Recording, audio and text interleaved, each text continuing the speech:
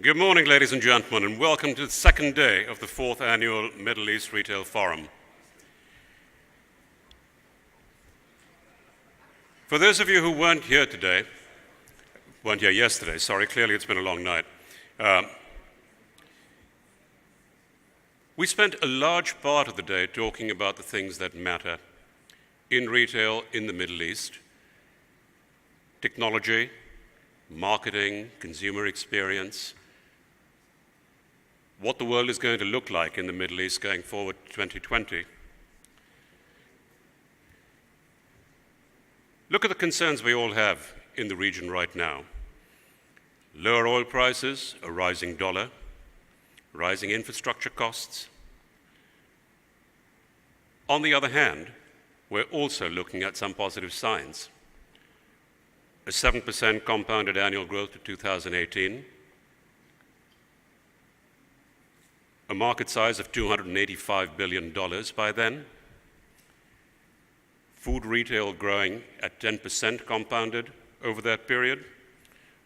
So is there hope? There appears to be. But what is retail going to be like in 2020?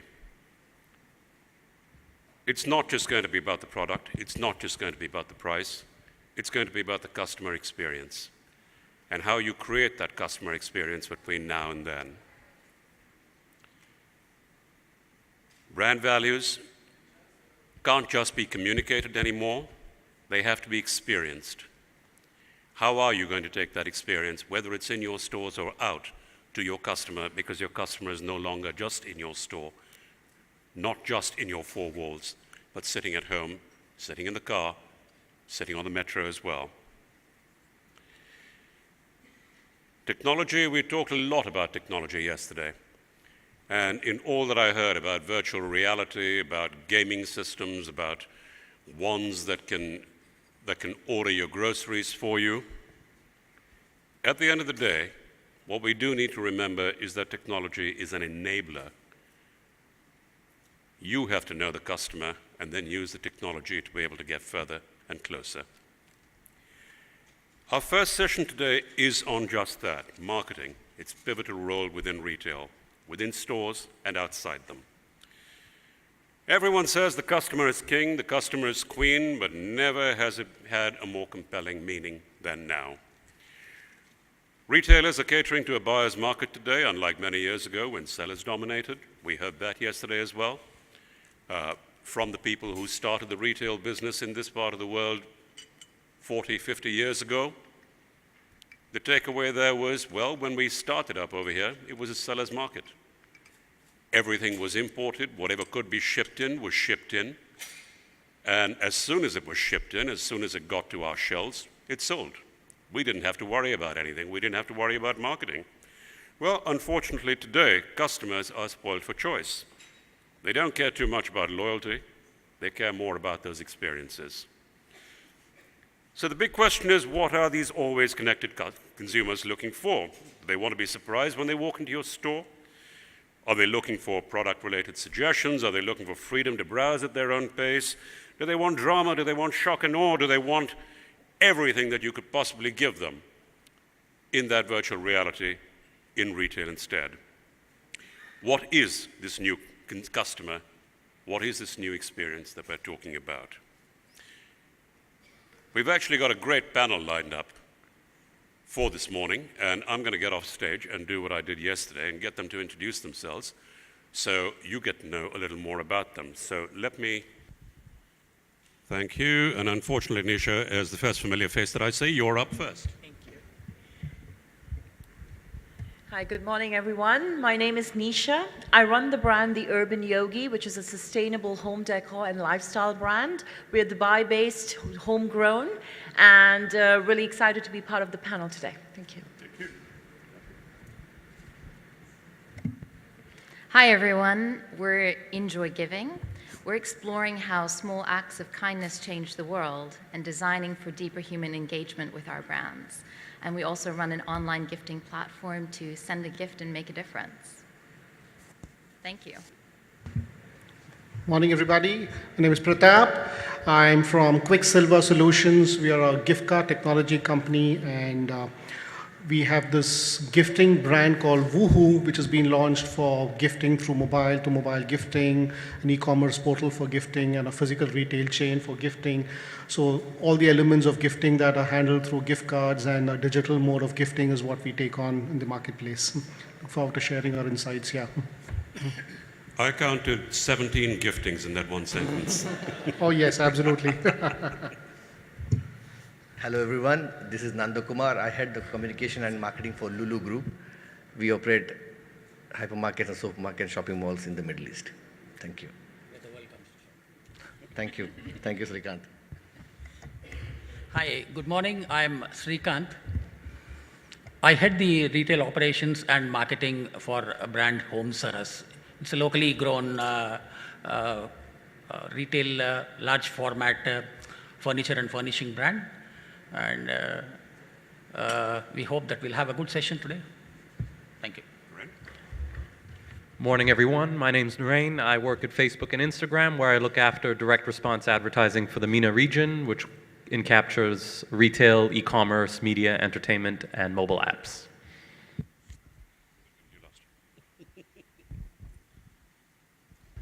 Hi, I'm Abdullah Mahmood, Director of Marketing and Corporate Communications for Al Ahli Holding Group. Basically, it's a 4-decade-old group. We're into completely from retail, lifestyle, health, wellness, and a lot of entertainment-based activities. Hi, good morning, everyone. My name is Leonard Otto. I'm the General Manager for IMG Worlds of Adventure. It's the world's largest indoor theme park opening early part of next year. We also are offering 25 retail stores, which is one of the largest retail offerings in an entertainment space globally once we open. Good morning. Sorry. Good morning, everybody. I'm Kritika Rawat, and I'm not used to saying good morning because I do a show in the evenings on the radio, so I'm used to saying good evening. I have nothing to do with retail or marketing, but I have kind of helped sell most of the brands in this country now over the last 12 years. I'm happy to be here, and I think this is going to be very, very interesting because I've always had a grouse against marketing people. I think all of that is going to come out today. Thank you. Hi, I'm Abhish. I work for Himalaya Herbals. We are a wellness and beauty care company. I run marketing for Russia, Middle East, and Africa. Morning, I'm Sean Sipman. I'm the executive in charge of customer engagement and commerce at UCS Solutions. We're a consulting firm that focuses on retail solutions specifically. Good morning. My name is Mustafa Sadek. I'm from Urban Buzz, a customer loyalty and engagement company. We do work with businesses and brands to set up their own customer loyalty and management systems. And to lead our panel, I'd like to introduce our moderator. Simon heads Trail's retail experience operations globally. And for those of you who don't know the agency, they're the ones who are famous for creating the Tesco Home Plus virtual store in Seoul subway, the partnership with Samsung. And I think we are in very safe hands when I say Simon Hathaway, as president and global head of the retail experience, is going to be taking us through the next couple of hours. Simon, all yours. Great. It's a pleasure to meet you all. Thank you for the introduction, the kind introduction. I think we've got some very exciting conversations to have today, but we're going to start with a couple of presentations, I believe. And Michael, I'm not sure where he's disappeared to, but hopefully he's going to be up on stage shortly to take us through the start of those. And he's also wearing a very interesting shirt. Should we not recognize him? There we go. Michael, over to you. Thank you so much. Interesting shirt, yeah. And I like to think about this shirt or your own team's national shirt. And then think about the fans and think about loyalty and think about the psychology behind fans who support losing teams such as the team from Denmark and continue to go and pay to see them play, regardless of all of these losses, even to Sweden and other lesser teams. Did I mention Sweden? Yeah, I think I did. It still hurts. deeply. It's going to be fast-paced. My job is to get you a little bit to think about so that you will have a lot of questions and comments for the wonderful panel a little later on. And I'm also the opening act for Sean, who is going to share a lot of interesting information with you in about some minutes after I finish. Let me ask you a question first, and please help us by raising your hand. If you don't want to raise any of your hands, you can use your foot. That's also okay. Think about this question. Which is the biggest reason for customers leaving you? Is it because they're influenced by friends? Is it because they're attracted by competition? Or is it because they were turned away by indifference? Think about it for 5 seconds, 4 seconds, 3 seconds, 2 seconds, 1 second, and now I'm going to ask everyone who thinks it's because they were influenced by friends, please put up your hand or your foot. Dankeschön. That was a few people. Attracted by competition? That was a lot more people. And turned away by indifference. Ooh la la, it's a tie. And the result is here. You're all very smart, bright people, but it is early in the morning, and that's probably why some of you got it wrong. For so many years, this number has been more or less constant. 68% leave because of indifference. Think about it. Think about yourself. Think about the people you do business with. Think about how these businesses treat you outside of those instances where you are considering a purchase during the purchase.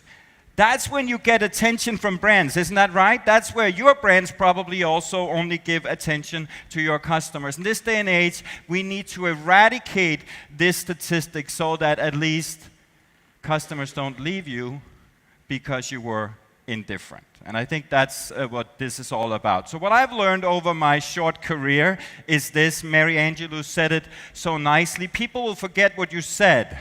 That goes for conferences as well, by the way. People will forget what you did, but people will never forget how you made them feel. And if you make somebody feel good once, what are they going to expect from you next time around? That's not a difficult question, by the way. They're going to expect the same or better, aren't they? They're not going to expect anything worse. So think about when you think about marketing, and think about this. There's money in this stuff. Look at this. I mean, why do we ever go to Starbucks and pay premium prices whilst we still have to wait in line? Because of the experience.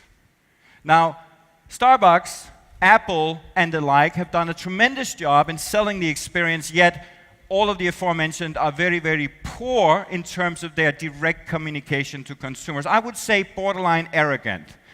I can't wait to hear your comments about those marketers later on. That would be thrillful, I think, for someone like I. So digital guys say the Facebooks, the Instagrams, the Twitterers, and all of those that support them will say branding isn't really important. Oh, that's not true, because Facebook is no longer a community, it's an advertising platform, so suddenly branding became important again. But brand is important, but like we talked about yesterday, brand is different now.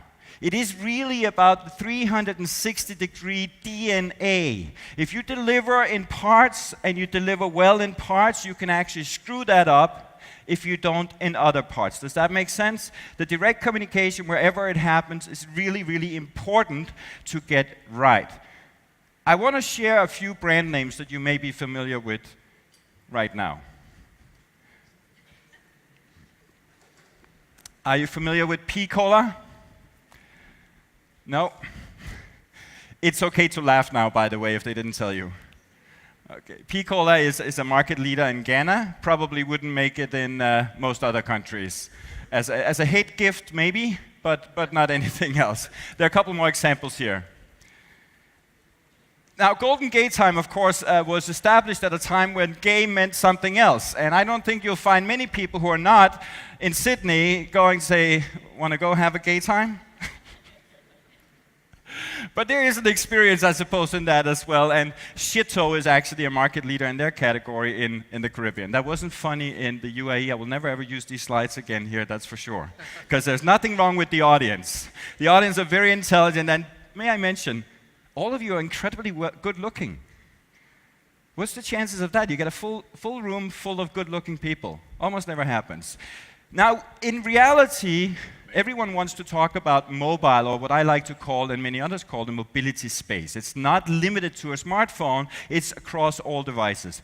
Not going to walk you through this whole slide. You're welcome to get some more material. My name is michael@leander.me. I have some documents to back this up. I just want to mention really, really quickly what you may want to focus on over the next 3, 6, 9 months. Customer service and at POS, at point of sale.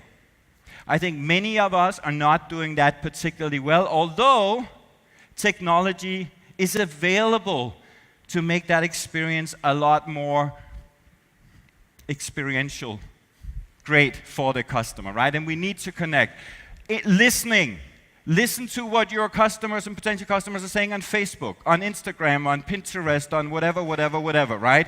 Listen and respond. Listening doesn't mean anything unless you respond to people. And when they are mentioning you, in reality, deep inside, they're hoping for you to initiate a conversation with them, whether they are positive or negative or indifferent, right? You gotta take that seriously, just as seriously as you would if you met somebody outside and they initiated a conversation with you. This is really not rocket science. And what we really want to think about, I think, is this, and I think Sean is going to enlighten us some more in some aspects of this, the 3 C's. Everyone is walking around the world now saying content is king.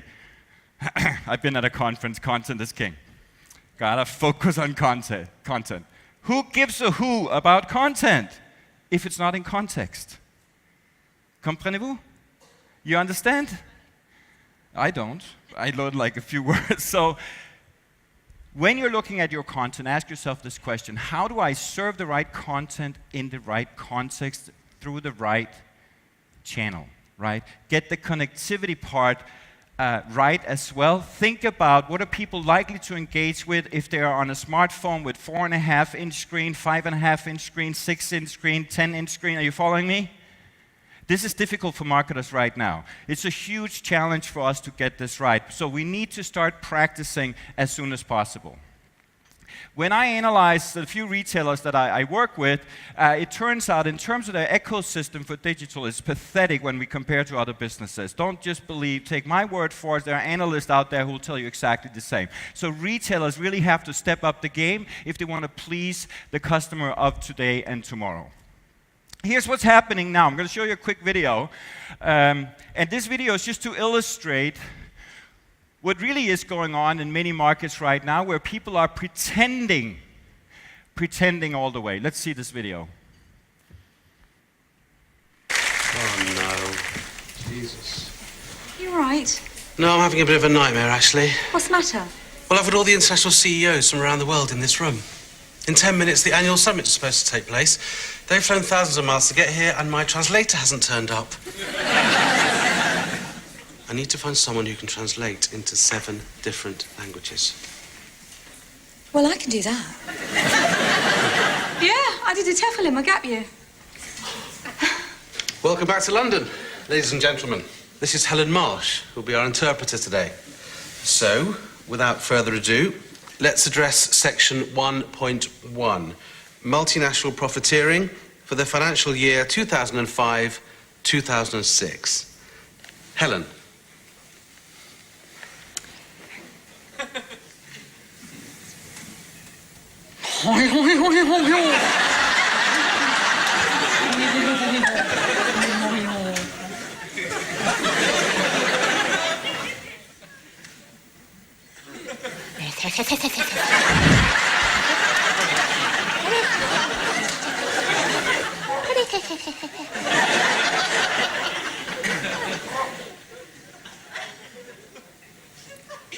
Hurdy-gurdy-gurdy.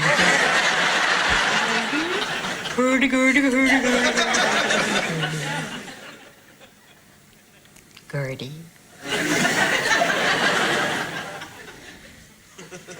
Oh, bud. Oh, bud.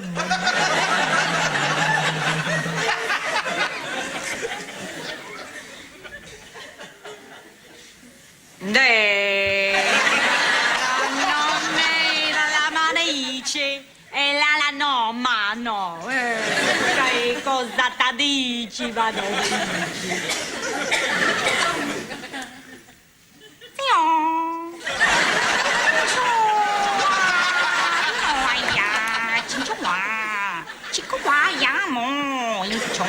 How are you?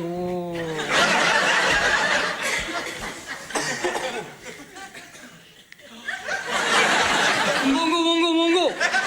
Wongo, wongo, wongo, wongo, wongo. Wongo, wongo, wongo, wongo, wongo. Wongo, wongo, wongo.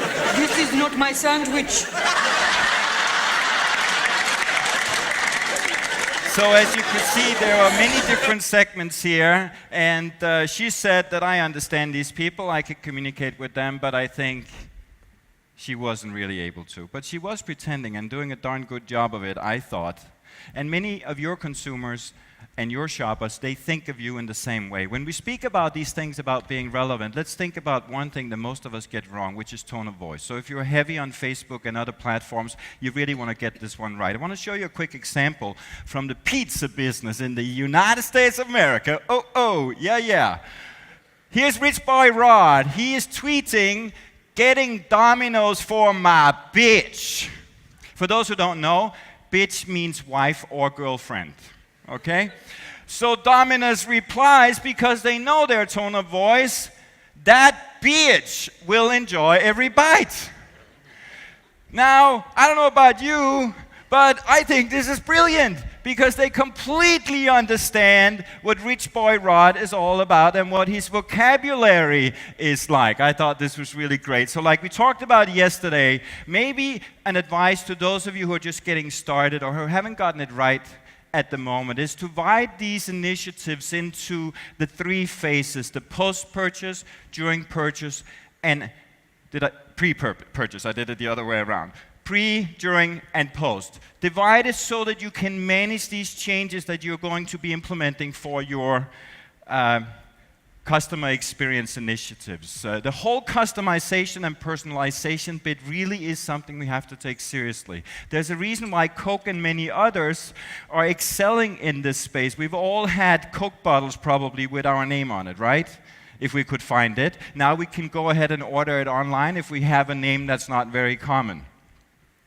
And so no more one size fits all. I wish some of you will say, make a pact with yourself and your teams to say, in 3 years or in 5 years, we are going to communicate in segments of one. The reason is that we're going to be making more money because the experience we provide is so much better. Let me show you an example of how easy it is to get started, not communicating into segments of one, but communicating to micro segments while ensuring that relevancy is still there. Here we see an email. Of course, it's personalized, but it's also customized because there's a targeted relevant offer, and all of the copy and image and everything sort of supports the supposed lifestyle of this particular person. And this is what the campaign looks like. This is Mr. Smith. He's a single parent. He's offered a platinum credit card. Here's Mr. Jones. He's a single guy, and we know all single guys what they do. They shop TVs all the time, right?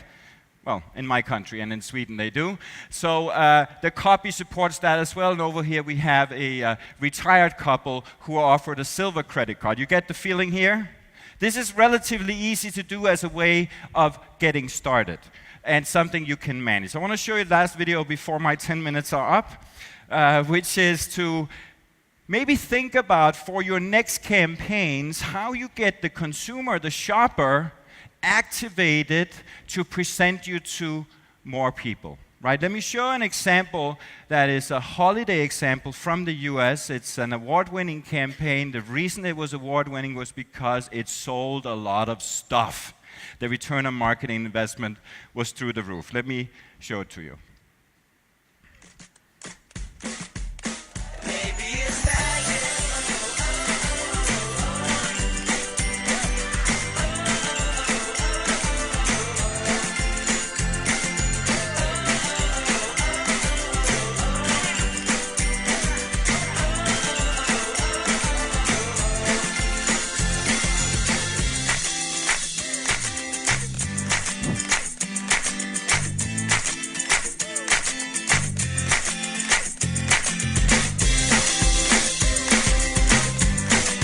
Who's your Santa? JCPenney would like to wish you a Merry Christmas. Hey John, it's Jen. Merry Christmas. Maybe it's magic. Hey John, it's Jen. Merry Christmas.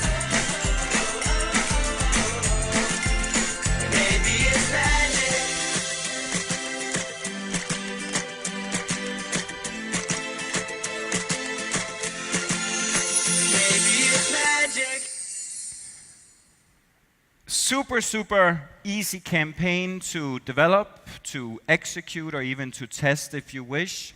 And like I said, it sold a lot of stuff. So my advice, which is based on many years of experience and practical experience in particular, is that talking doesn't cut it. It's 16 years ago that Martha Rogers and Don and Martha Peppers and Rogers, they wrote the book One-to-One Marketing. That's how many years ago it is. Still, we haven't really come very far when it comes to providing that better experience and direct communication in whichever channel that may be. So I'd like to quote Goethe, the famous German philosopher, who said, "Knowing is not enough, we must apply. Willing is not enough, we must do."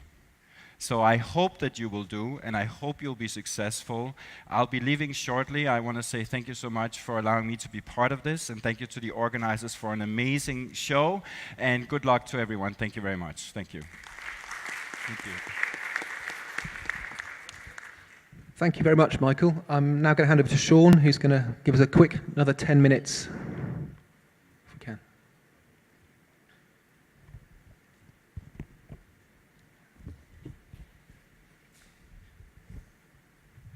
Hello. I want it back, Sean. I might keep it, actually.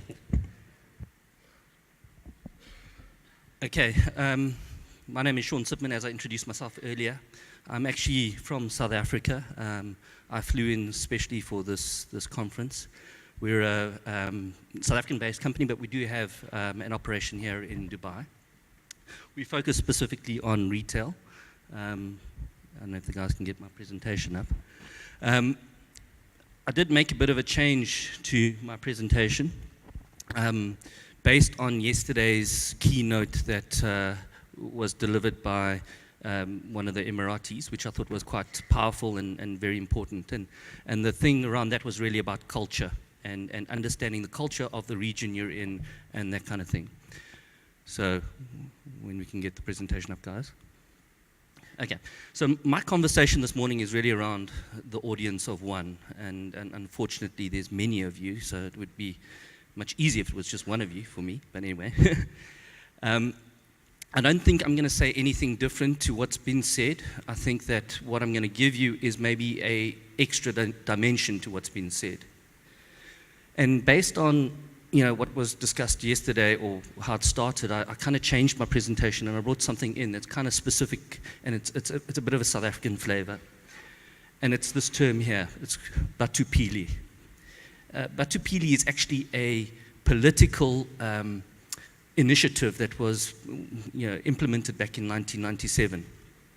And what it really means is, it's actually a Sotho word, and it means people first. So I thought that kind of resonated with me yesterday. And we really look at putting our customers first. There are a number of concepts or principles that this is about. You can read through that. And I think that does resonate. I've worked a lot in public sector. I've worked in retail, financial services, and so on.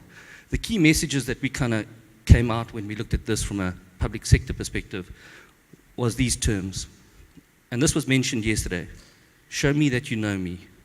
Speak my language. Also very important in this region. South Africa, from a culture perspective, has 11 official languages. And I'm saying 11 official languages. They're not 11 languages spoken in the country. There's multitudes of that. But we have 11 official languages, which I don't know if there's any other country that has so many official languages. India with 24. Official languages. Official. Oh, sure. Okay, there we go.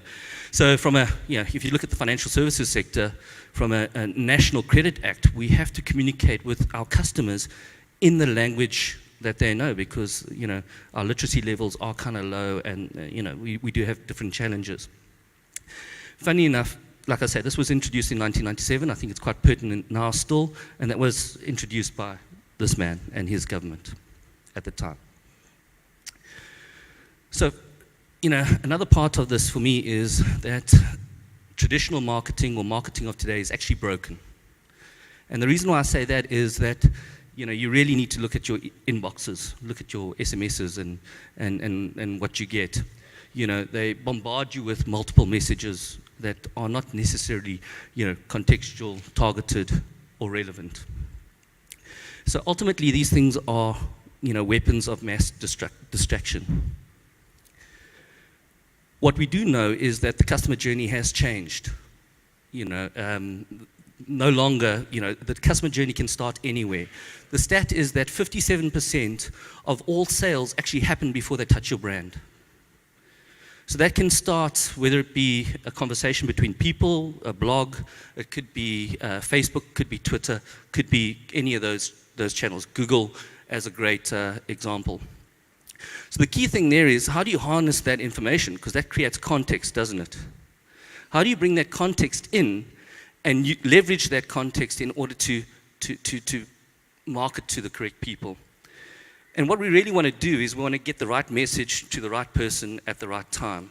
And I think that's quite important because, and I think the last part for me is the important part. It's about the right time. We talk about context, we talk about relevancy, but we also don't talk, relevance is time-based. What's relevant this morning isn't relevant this afternoon. So we've got to be able to harness it, mulch it, turn it around, and actually put that message out there at the perfect time. I've got a bit of a video later that will kind of give some context to that. So we need to be contextual, and we need to be relevant, and we need to be real time. As I was saying to one of my colleagues in the car yesterday, you may know that I like bacon and eggs for breakfast. If I walk into a restaurant in the evening, don't propose bacon and eggs to me because it's not relevant at that point in time. So hence time for me is extremely important.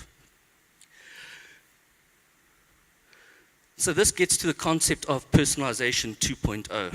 And as Simon said to me earlier, the concept of 2.0 implies that 1.0 was done incorrectly. And I do agree with that, because personalization for me is not about necessarily sticking my name at the top of an email or remembering some of my settings. It's really about being able to identify me. So one of the pillars there is about identify your customers as the same individual regardless of channel or device.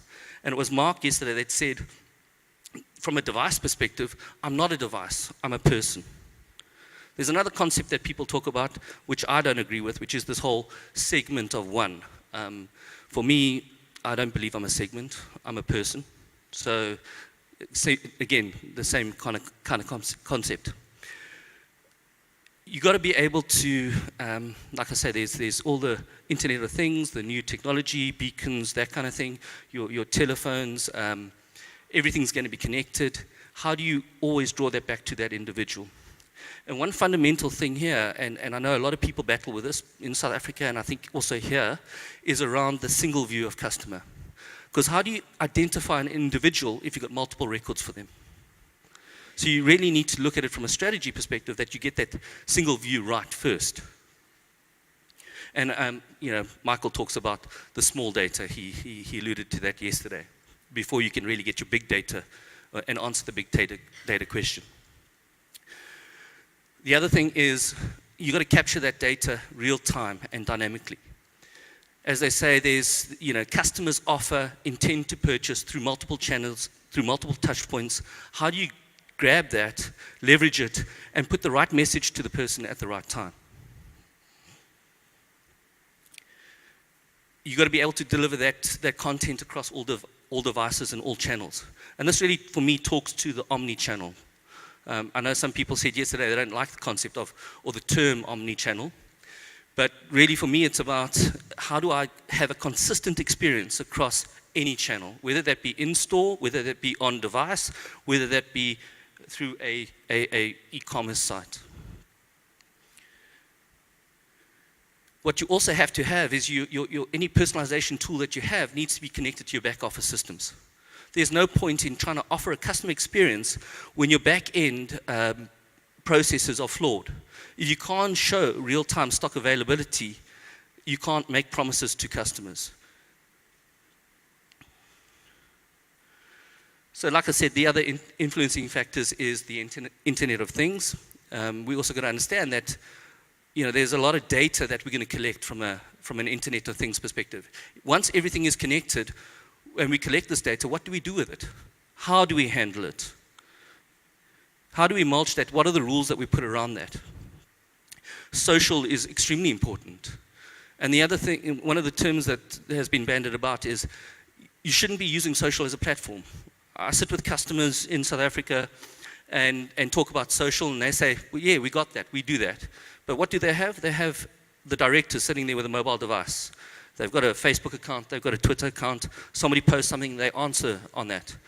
They use it from a customer service perspective, but they can't track anything. They don't know who the customer is. They can't tie that handle to a particular person. The other thing is to use social as a sales channel. So how do you drive marketing into social? And then, like I said, big data.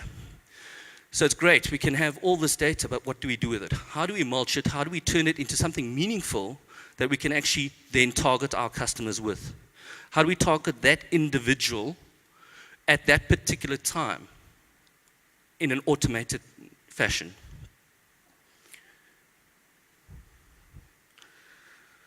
So in summary, you need to be contextual. We speak about context a lot. We need to be relevant, but the most important thing for me is we need to be real time. And that dimension for me is something that's very complex. It's not as easy as saying you need to be this. That real time aspect is a tough, I think it's a tough problem to solve, but we are getting there. You've got to have the rules, you've got to have the analytics, you've got to have the systems, you've got to have that infrastructure in place. And like I said, you really need to have a single view of your customer. You need to consider your omni-channel.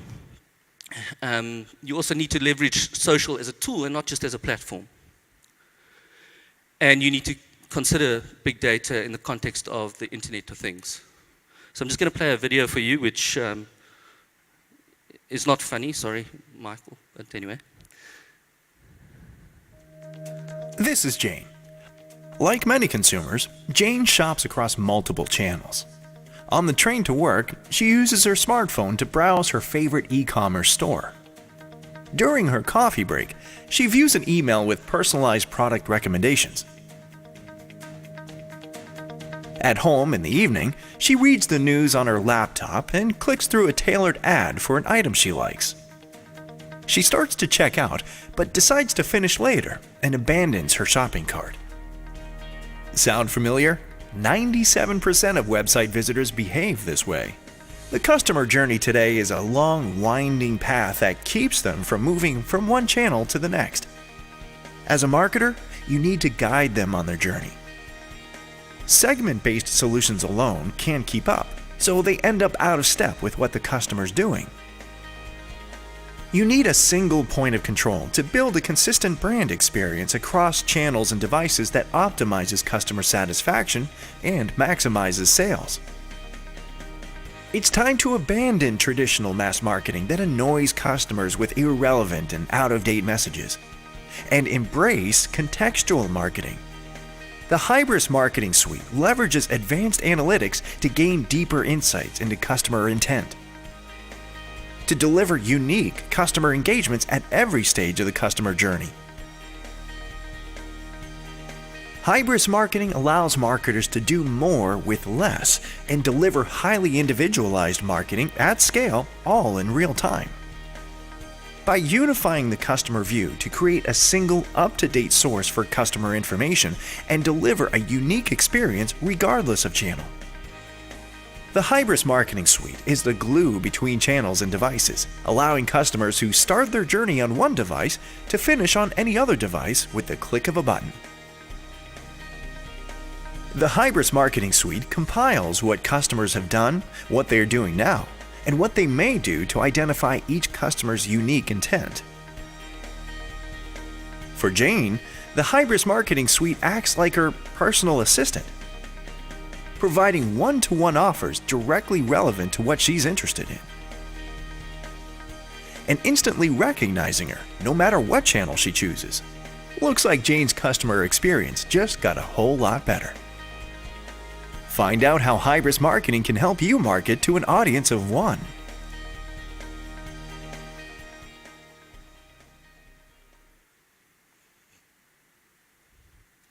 And that's basically my message, and I hope it kind of raises some questions for yourself, really around that real-time aspect. Thank you very much. Thank you to Michael and Sean. I think that's got some very interesting thought starters for us as we go into our conversation. I was particularly interested in the fact that people were saying, Michael was saying particularly, it's all right to listen, but what's more important is that you act. And I had an experience here at this hotel yesterday where I had to wait nearly 4 hours to get back to my hotel because of the taxi situation. And I decided after an hour to take to Twitter and include the hotel name. And I'm still yet to hear anything in response, which I kind of think is quite poor. And the challenge of all of that is that my expectations about that experience of this hotel are based around the expectations I've had in other global hotels. So every time I have a new experience, it resets my expectations. And today our expectations are being transformed every day by technology.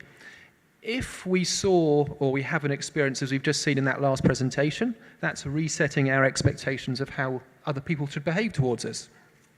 Today, I have a personal experience. In fact, if I can find it, I don't know if you can see it on screen, that's my personal shopping mall, right? Those are all the brands that I can go to in retail and get to instantly. I take them with me everywhere. In fact, my expectations of retail now are that it's everywhere, instant and personal. So we're kind of looking at how we reset that. And as marketeers, a lot of the traditional models we thought about have changed completely as we see a new expectation of retail. So with that in mind, I'd like to kind of start to ask this group about their views around that, particularly around expectations of retail and of customer experience. I guess to start with, I'd like to turn to a man who is about to launch what is potentially an amazing experience to get a sense, because I'm sure that you have a view on what the new experience needs to be about. Yes, thank you very much. I'll break it into 3 sections. I think we're in the business of customers, and that's a big focal point for us. We actually don't call it customers, we call it guests, because it's more of an experience that people are buying than just a product. But the 3 components really for us sits in, 1, the personalization component, which has been spoken about for most of the morning, the engagement component, and the entertainment component. When we look at the personalization, I think the Coke example was brilliant. You know, Coke putting your name on a can, using their products as a way to personalize your product or your experience is a great tool. Now, that won't work on every retail platform, but it worked for them and it might work for some of the other brands. So I think there's definitely something there. The component of data. We all do data capturing. We all do a lot of data capturing. The world's doing a lot of data capturing. And it's how you utilize that data to engage with your customers in a real-time environment. And that's another big focal point for us and something we've invested very heavily in because the engagement has to be there. The other thing as well is the language barrier, which was mentioned a bit earlier. It's actually a very interesting thing because the UAE is such a diverse culture and there's such a large amount of different nationalities and different tourists coming to this market. And if you want to engage with your customers, you have to be able to somewhat speak their language or be able to engage on that platform with them. Now, there's an interesting study that came out from Harvard that said that 89% of people believe that if you would speak in their native language, that the loyalty and the customer service element will be far greater, which is a very interesting stat if you look at it. Now, it doesn't mean you have to always converse in every language within your store, but it is good to have that ability. You know, we're investing to have a large portfolio of nationalities working within the park.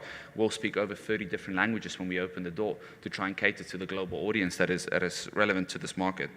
And then obviously people want to feel that their experience is personalized. And that's really a key thing in today's market. When we look at the entertainment component, and I think that's something we're going to speak about a little bit later, but there is a retail entertainment component, and that is quite an important draw card for bringing people into your stores, is people want to be entertained. And the more they are entertained, the longer they will hopefully stay within your store and be engaged in your store. I'll use Apple as a prime example. If you look at the Apple Store, people are just hanging out in the store. They're spending the whole day over there. They're engaging with the products. They're engaging with the store. And that ultimately drives sales. You know, Apple is one of the most successful companies in the world, and their stores are extremely successful, and they're opening 2 more stores over here. So really that engagement is quite important. Thank you. I have a particular view on Apple. As you might expect, as my largest client is Samsung, and they have done some things which are amazing in the store, but giving people free access to the internet was perhaps the masterstroke, which is keeping people there quite often. So a couple of thoughts I have as well, just I'd like to ask specifically. We talked in some of the presentations about the importance of the experience not starting and ending in a retail environment, in your case an experience, in the pre-planning phase. Are there things that you're doing to look at how you can understand that pre-planning phase to ensure that you do deliver a personal experience and you are meeting the needs of things like language when people arrive? Oh, absolutely. I think, and the engagement that I was talking about and using technology, because technology is really where your engagement will heavily start before the guest arrives. Before and after is paramount, because they'll have a preconceived notion of what your experience will be about, what your brand will be about, what your product will be about, and they'll probably make up their mind on what they're going to buy even before they get to your store. And the upsell will be there. And we've invested in some interesting technology, which we'll announce fairly soon as well, to engage with our customers at a very early stage, and then utilizing that data to understand our customer before they actually get to the door, create a personalized experience, and then keep that engagement going afterwards, but not in a traditional marketing means where you just bombard someone with constant emails. It's giving them the freedom to engage back with us. And that's really rewarding them through a loyalty means as well. Thank you. I think it's a really interesting point that these are potentially all planned visits because it's a great experience. Of course, there are other retail environments where they're less planned, and it'd be great to get a point of view from Lulu, just in terms of a grocery retailer, about how they might face tackle the change challenges. Absolutely. I mean, I have to agree with each one of you who said that experience is perfect now. Thank you. I must take some tips from Kritika on going on air. Yeah, experience and consumer experience is the key. As much as we take help of all the technologies available and omni-channel. End of the day, consumer comes to a store, at least people like us who are into mass retailing, we need to give them experience on whatever they do. And personally speaking, a grocery or supermarket is not the greatest place to give entertainment. Nobody comes there to enjoy their life. But I had a challenge. We had a challenge some time back also. You know, we were perceived as one of those Asian supermarkets some time back, obviously, and we had to grow. And we had to grow, we had to cater to more segment of society. So we had an agency who said, let's change the tagline. So we said, where the world comes to shop. We just thought that we just put a tagline and entire world will come to shop with us. Obviously, that's not easy as that. So we thought, you know, how do we have stocks in our stores, we have great locations, and we have this great tagline, where the world comes to shop. But nationalities have to be brought in on different take. That's where we thought of bringing this experience, entertainment, or, you know, how they events into the store. And we started having this festival catering to different nationalities. Festival based around different product categories. You know, so we had things like Mango Festival going around. We had things like Chinese New Year celebrated in a store in a all pomp and gaiety. That started getting us, you know, more new segment of society coming to our store. So I always say, you know, end of the day, consumer is only loyal till the time he leaves the store. Once he's out of the store, he's loyal to someone else. So that's where we are keep reinventing new ways and means. Experience in the store is a key. And that's the way they will come back to you. Thank you. I'm really good to hear about how you've looked at an advertising idea and then converted it into behaviours in the store. I'm minded of a retailer called Tesco that some of you might heard of that's not doing quite so well at the moment. And Dave Lewis, their CEO, has said very clearly, we can't advertise our way out of something that we behaved our way into. And the importance of delivering an experience that you promise in your advertising, your marketing, is absolutely critical. I think that's kind of a really interesting step that must come out of this. So what are the actions that you actually deliver to ensure you meet that promise? I'm kind of just going to hand over now to these guys. Yeah, just to ask about a more considered and lifestyle-based store.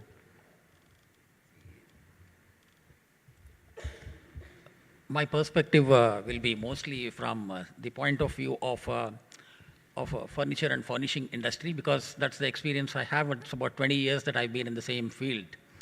And especially what I have learned in these 20 years in this market, in this region especially, is that the defining your customer profile is one of the toughest in these regions. And predominantly that's because of the 200 nationalities which live here.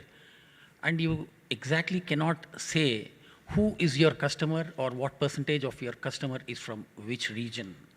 It becomes a big challenge, especially in UAE and more particularly when it comes to Dubai, because of the wide demographic profile distribution, basically. So how do we go about it, and how do we cater to their targeted segment, and how do you define your targeted segment and who's your targeted segment? It's a big challenge, and if you are able to break that in this part of the world, then the retail becomes easier into going into the other regions in the GCC, basically. But it takes a long time for you to really understand this market, especially with this type of a demographic profile. And it's a learning curve right across, and Dubai is always a testing ground for many of the retailers. They come, they test here. If they are successful, then in most likelihood, they will be successful in all the other regions around this part of the GCC. Thank you. I'm kind of interested as well in the FMCG and the brand point of view on this. I mean, we talked here a lot about the retailers, but in all of those stores we have brands and products that are being sold. Can we have a view on that, please? Sure. Maybe a bit of a provocative statement, but I think we as brand owners and as marketeers, we're kind of confused the heck out of consumers today. Let me just take a simple example. Washing your face wash, right? It's as simple as that. 10 years back, it was nothing. Today, you've got stuff for normal skin, oily skin, dry skin, combination skin. You've got something that can moisturize your face, that can hydrate your face, that can lightly exfoliate, heavy exfoliation, and the list goes on and on and on. And the consumer is confused. And it's us. It's us who've done this in the name of segmentation, in the name of customization, personalization. We have kind of fragmented the market. And I think the onus is back on us to sort of simplify the whole path to purchase. And there are multiple solutions. There could be physical interventions via, say, beauty advisors who understand you as a person, what your problems are, and gives you a solution. There could be technology interventions, technology aiding in terms of to really figure out what you need. Because at the end of the day, otherwise, consumers just go and say, just give me the one in green, I'm happy with that. That's something we want to change, and that's something we're working towards.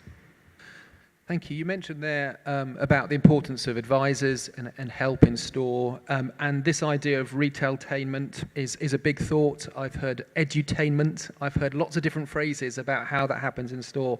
One of the most interesting, I think, retail launches for me was actually Conclave here, because that's a completely new space and it's redefined what we might expect in a retail experience. It'd be great to hear some views on that as well. It was pretty interesting to listen to different views from here. I'm already aware about the fact that the people around here are pretty learned, well-rounded with marketing jargons, numbers, statistics, and facts. But what I just wanted to share with you is just how we use these elements within when we launched our store. Conclave store basically is the world's largest pop culture retail destination that we opened in Dubai Outlet Mall. And basically, if I have to describe the store or the success of the store, I may just break it down into 5 E's. Educate, engage, entertain, empower, and excite. So how did we go about doing that one? If you see into the store itself, the store was divided into a sci-fi zone, basically attracting the science fiction fans and everything regarding that, anime stores, DC stores, Marvel section, and the graphic comic section. So as soon as when you had a customer actually coming into this immersive environment, he would actually understand that these are separate segments. So we already kick-started with educating them that this particular segment, each segment, caters to a different industry, different taste, and everything like this. So they go through this whole experience going through one segment to another segment. The second bit of it is the engagement. And that's why when we when we employed the team within the retail segment, we wanted somebody who would understand the pop culture, who understand what happened in the past, what's happening currently, and what's going to come. So when you have customers coming in, they get into a conversation where they enjoy the process. They want to know when's the latest Star Wars collectibles coming up, when's the next movie teasers coming up. So it gets into a very much a fun discussion with each of the customer. Third aspect is entertain. What happened is within the retail environment, we created a concept called the vault. Basically, it's a special door which you open up, say on a monthly basis or a periodic basis, where you have like entertainment games. The last time we opened up, we made sure that they were the tabletop games where people came together. There's a little bit of a competition, and we gave away cash prizes. And the next thing that we're going to do now for the Halloween night, we're going to have a mini cosplay competition where you have people like who are dressed in the best cosplay winning an award. So here we tapped up the third element, which is the entertainment, and finally empowering them.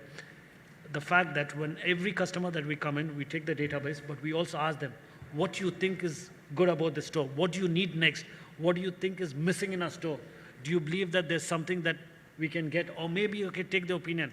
We had some customers like from the UAE market, keeping their religious perspective and the culture perspective, where they felt that couple of toys, the women or the female figurines were a bit skimpily dressed, and they believed that they shouldn't be showcased right in front. We understood that. We respected the emotion.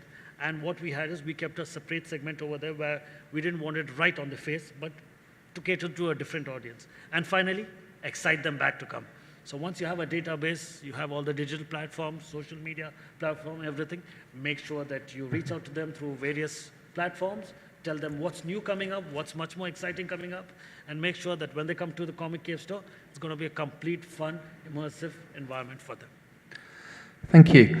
I have a question. My experience with gamers and comics is it's a big sense of community with that group. It's almost quite intimidating. I always expect them to be kind of extras from the girl from Dragon Tattoo, kind of like almost like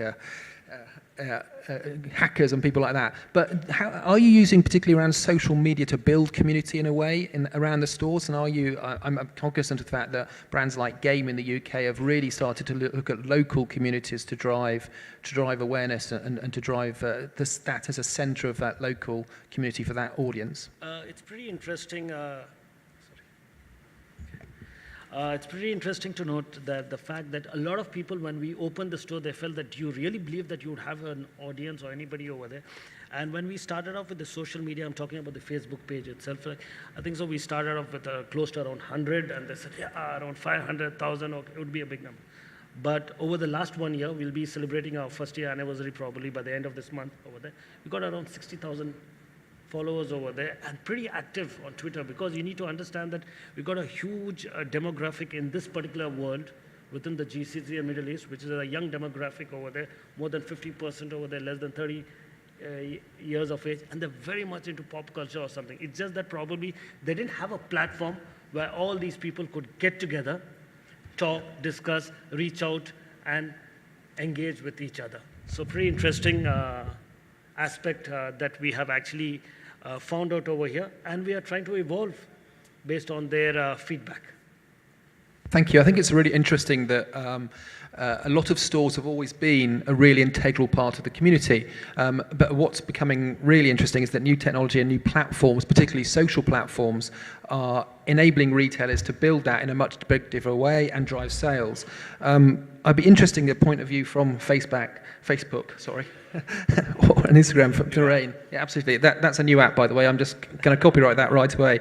In terms of how you see the involvement, given the power and the huge growth in Facebook and Instagram in retailing. Sure, thanks, Simon.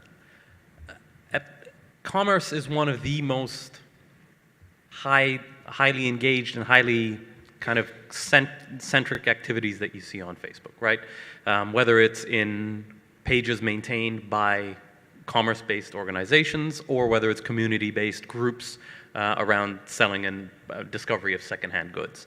And one of the kind of key reasons that this is so important for us is that if you think about Web 1.0, right, and how people discovered or found their way to products on the desktop web, it was really around search, right? Google is the one who organized the internet in the desktop era of the internet. And search is great because what it does is it shows you intent, right? I'm looking for this product, and whether it's keywords or associated with it, a brand name, whatever it happens to be, and that theoretically is the closest way to get from that intent to someone actually buying that product. But the reality is that you only know what you're looking for if you know what you're looking for. You don't know what you don't know. So search actually only captures a very small part of intent. It captures active intent, but not passive intent, right? And the much larger piece is around discovery, right? And this is where social feeds, whether it's Facebook, whether it's Instagram, whether it's Twitter, whether it's Pinterest, whether it's any of these tools, platforms, whatever you want to call them, that's where discovery comes in. That's where inspiration comes in, and that's where personalization also comes in, right? Because people have indicated what brands they're interested in, what topics they're interested in, news. They have their social graph, so word of mouth recommendations, and that's from the active things that they've indicated. But of course, there's their journey through the internet. We saw, a chart showing that it's a very fragmented path to purchase, right? So people are touching different properties, so whether it's a website, whether it's a mobile app, and they're doing so from different devices, right? So there's also the insight that you get from that whole journey, and that also informs kind of the composite identity of people. So when you take all that and you put it together, the idea of having a social feed that is personalized, that shows people products that they didn't even know they wanted or needed, is kind of like the serendipity that existed in going into a used bookstore, right? The idea that I don't know the book I'm looking for until that book finds me. I think we're getting closer and closer and closer to that point through the algorithms. You and I talked a little bit about algorithms before we sat down. And that's the opportunity here, right? Tapping and activating latent demand and matching that up with the right product, right service at the right time in the right place, and in a highly relevant and personalized way. That's great. I think we did talk earlier about algorithms, and my concern that there is an increasing customer awareness of algorithms or the tyranny of the algorithm as computers are starting to look at how we make choices. And I think that whole data piece is interesting at a time when a lot of people have grown up with things like loyalty cards, right? And that loyalty cards enable people to have data, and they send personalized offers out in that way. Given the rise of social, of all these other different channels and routes to market, how do we feel about the opportunity in retailers having loyalty cards and bits of plastic, or even those types of solutions? I think that a big thing in the past for grocers, so probably a good question for Lulu again. Loyalty program is something which I've always been, we're having a joke in office also. It's almost like loyal shopper is a myth like a loyal girlfriend. They always need to be taken care of every day. So there's nobody loyal to you unless you bribe them. That's what you do. You give them a piece of card, and you say that each time you come back, I'll give you points. And do you go to store to buy? The moment you don't show your card, in fact, some of the operators I have seen here in this country also, it all depends on the card holding at that moment of time. And you don't show your card, suddenly you become from a loyal customer to non-loyal customer because you have not brought your card, so no points for you. And they must all know that this is a one-way highway. There's no U-turn. You start bribing them one day, you start bribing them every day. And on top of that, when we do our research also, we found that that is not the prime reason they go to them anyway. If they go into a shop which has given them a card, a loyalty card, but that's not the prime reason they're going back there. They go there for various other reasons. Maybe a sale going on, or a new product launch, new offer in store, or the fact that they're loyal to the brand for some other reason. So actually the card and the point scheme is what is being termed as loyalty program is not the right way. You must start giving them reasons to come back to you, which are not necessarily point. It can be experience. It can be free altered garments being sent back to your home if you're a loyal customer, or if your parking being reimbursed just because you're a loyal customer. That's where the omnichannel can be more effectively used, where the consumer is understood the moment he enters a store that he's a loyal customer, not just because he has a card in his hand and his name on the card. So that's the take I have. That's the take I always tell people, that whenever they think of loyalty program, they must think of not just rewarding or bribing them every day for just shopping with us. They must come back to us because there are other reasons which are compelling enough for them to come back to us. That's the way. Thank you. Mustafa, I've got as somebody who's built a lot of these systems or helping retailers put these in place, it would be great to get your view on how people, given that context of the decline, if you like, of loyalty, are putting in place CRM solutions that keep customers coming back? For some reason, I agree to some extent with that. Loyalty has been synonymous with cards. So that probably was the traditional model for years, but that is no longer the case. So now loyalty is really about engagement, and you have a lot of brands that have built loyalty without even having a loyalty program at all.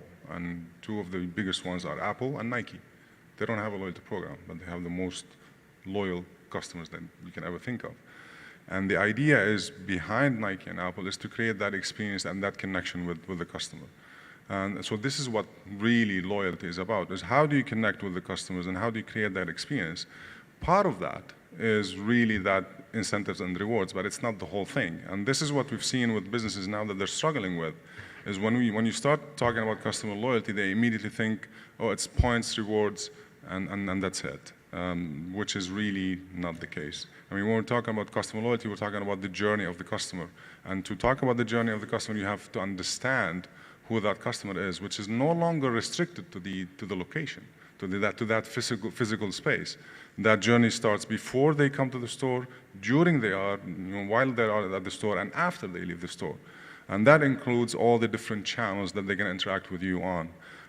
So it is very important to understand that from a business perspective. And there's what we've also noticed, that there's a lot of focus on technology, which is good. But again, technology is just an enabler. And what a lot of businesses forget, or they lose the focus on, is their own people. Because ultimately, the business is as good as the people that you have. And if you have the best system in the world installed, but you don't have the staff that are bought into that system and they understand what the whole customer experience is about, then you really wasted a lot of money on something that is not going to be used. So really, it's about the whole full system for a business to set up and to manage from beginning till the end, and not just the pieces of that system. So I mean, that's fascinating that today, to meet the new expectations of retailers, we have to see a full-scale transformation the way that we operate, understanding what the needs are, and then also bringing the whole team with us. I don't know if anybody in the group has got a view on how that organizational shift has to take place. It would be great to hear. Sorry, open question.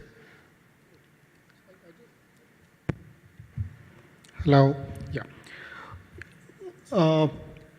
So what we've been working on is some of the core principles that were shared in the presentation also about fundamentally what are retailers or e-commerce players like us working on is driving additional footfalls to the stores, getting a higher ticket price, and making their communication and proposition relevant to the consumer that they're addressing. So how do we get that context without making people bleed? When I say people, they could be the consumer or, for that matter, the retailers. And we address that through one core proposition of gifting. How does a brand get into the gifting segment? Because a brand could be, say, a grocery brand, or a brand could be a cinema brand or an experience brand. How do they get into the gifting context? Otherwise, I as a consumer, I want to gift my wife. I would think of a watch. I would think of diamonds if I had the money with me.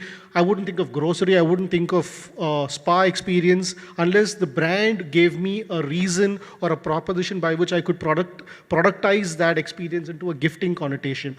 So that's one aspect of it that we brought in, where we said that loyalty that we talked about, where we shared a loyalty, as Nanda Kumar was saying, is that it's bled brands to death, for that matter. And one aspect of loyalty is, one barometer of loyalty to a brand is if the consumer is willing to prepay for services to be rendered in the future.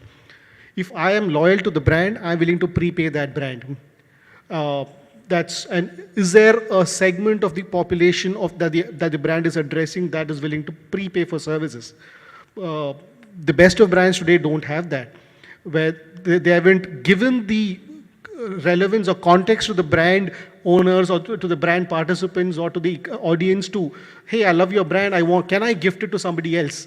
I know that XYZ in my family or XYZ in my friend circle are a perfect fit for the brand, but they're not really associated with you as a brand. Can you give me a reason to, can you give me a means by which I could gift to my friend, my family in some way? And so that's where we've kind of brought in this entire context of where gifting probably is not the oldest profession, but it's probably one of the oldest. So bringing in technology, I'm not going to be speaking technology jargon into the context, but the core human emotion of getting gifting into a context where, so research has shown us that 75% of gifting purchase happens in the last 2 days of the occasion. I know when my wife's birthday is every year, but I don't get down to gifting, purchasing the gift until it is 2 days or 1 day or on the day of the gift. So how can a brand help me do that? Can a brand help me associate with that? I think that's very interesting. By the way, you're playing to a very traditional norm that men generally are not planning gifts. There is an insight globally that women shop and men merely buy things, and I think that opportunity with gifting is part of that. I think that the whole challenge there is really interesting as well, because we're trying to get to a point where a retailer has to deliver a service which is convenient and adds value to someone's life. And if you're suggesting that gifting is one of those things, it's an interesting play, but the whole organization has to get behind that, and this behavioral change in the retailer has to go from top to bottom, and it's not just a marketing point. I'm sure Michael will have a point of view on that as well.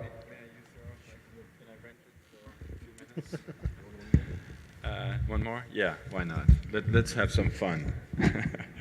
No, I just wanted to share, it's premature perhaps to share results, but there is some interesting things going on related to what you're saying in terms of empowering people. I think that's what it's about. It's not about focusing on people on the floor, wherever they are in the organization, but empower them and give them some bigger goals. Some people are busy talking about the why.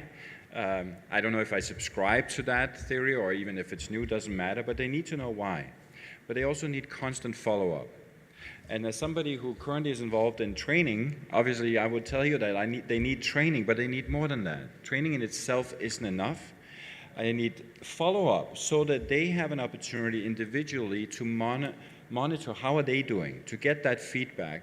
And what I'm seeing, I can't share the results at the moment, unfortunately, is that retailers that have put closed-loop feedback systems into place report not just on a per-store basis, but on individual basis. What that means is an individual, whatever you call it, sales executive, sales rep, store manager, whatever, actually gets feedback, gets a score from customers, for example, through NPS, Net Promoter Score, which is a very simple system, but even more importantly, they get the comments, the good and bad.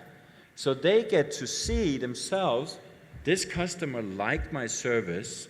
That in itself isn't interesting. What's interesting is when the customer says, because she took time to show me multiple options, so I was very comfortable with the purchase when I made it. I think this P in the 4 Ps or the 7 Ps and whatever I would say is the most important part to make this work. If we want to stop talking about it and actually doing it and becoming successful, we need to figure out a way to empower people and for them to support it bottom up. Is always better, I think, than top down, as we say. Yeah, that's just my my email address is michael@leander.me. If anyone wants the numbers when we have them a couple of months from now, I promise not to spam you too often. That's great. Thank you very much. I think a lot of this is starting to take a shape of what we think about as value. And one of the things I find really interesting is we talked about customers, we talked about processes, and in fact, it's just people like us. And people like us have an idea of value. I've already told you about my experiences with a taxi here, which has redefined my experience of what I think a good hotel should be like. And what we're starting to see, I think, is a lot more companies now moving forward with a new definition of value, and particularly around values for individual values, whereby there is a need for doing things for the right reasons. You talked about the why.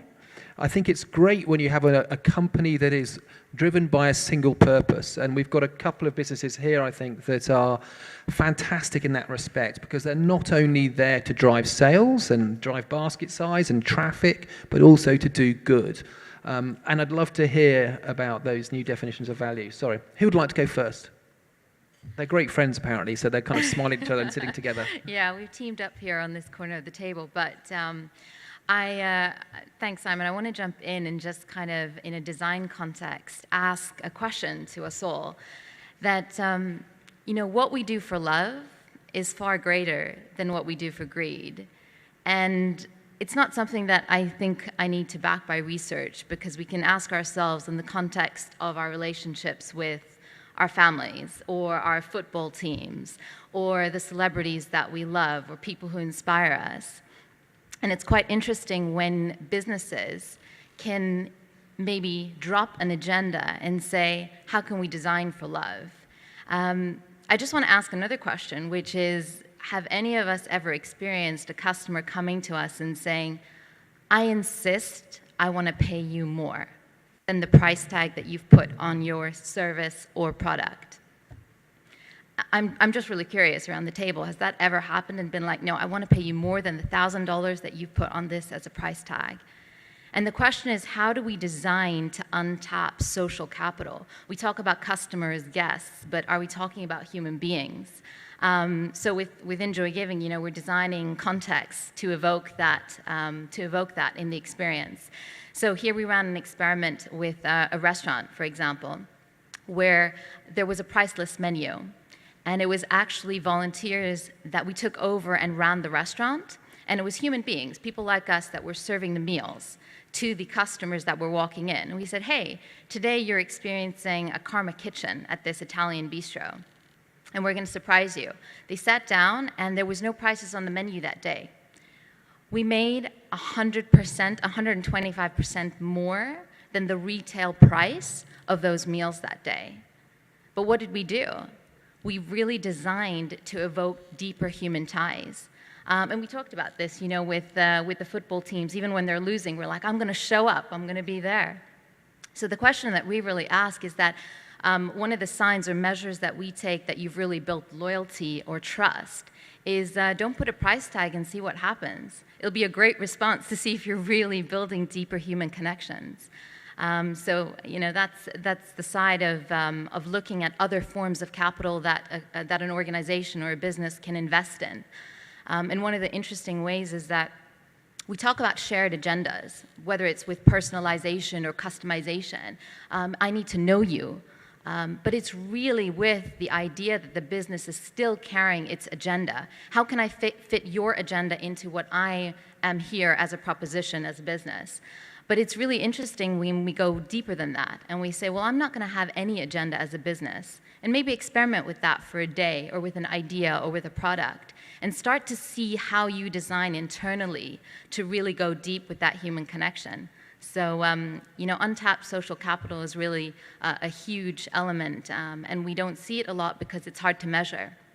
But it's really interesting because it can be measured in softer ways, even internally with your teams. We had an organization, and we said, get all of your couple hundred employees or team members to do an invisible act of kindness for someone else in the organization. And we did this at the time when there was a lot of HR changes within the organization. And the interesting thing was now, it was, all of a sudden a team member arrived at their desk, and they had a little gift box talking about gifts.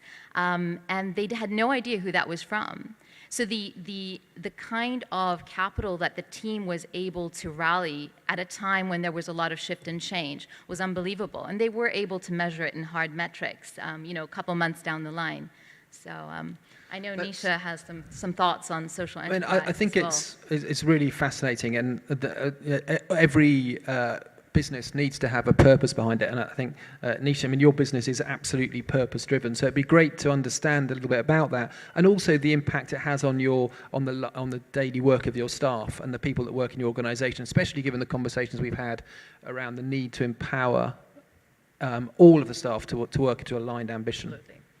So when we started the Urban Yogi, that was 2012. The malls were not really open to smaller brands being in their premises. So we really had to improvise. We did pop-up stores, which was on for 3 months on, 3 months off, but we still needed the brand to consistently grow. So we were very lucky that we had Facebook at our disposal, and we built this brand on Facebook, one like at a time, and and that really helped us grow our loyal customer base.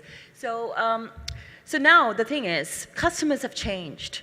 They are really getting more aware. They want to know who made your stuff, who made your clothes, where's this furniture coming from, was the wood ethically sourced, were new trees cut down for that? Customers are really taking care about these things. And we are the kind of organization where there's a lot of storytelling that goes on in our sales process when customers walk into our store. I mean, the kind of brand that we've built with our tone of voice on Facebook, on Instagram, people already know what to expect. But when they come in, it's our staff that actually tells the story behind each piece. How was it sourced? How old was it? What improvisations we made to it? How is it how did we upcycle it? So there's a lot of storytelling that my team does on a daily basis to be able to sell that piece of furniture or that lifestyle accessory. So we're building a whole lifestyle around sustainability.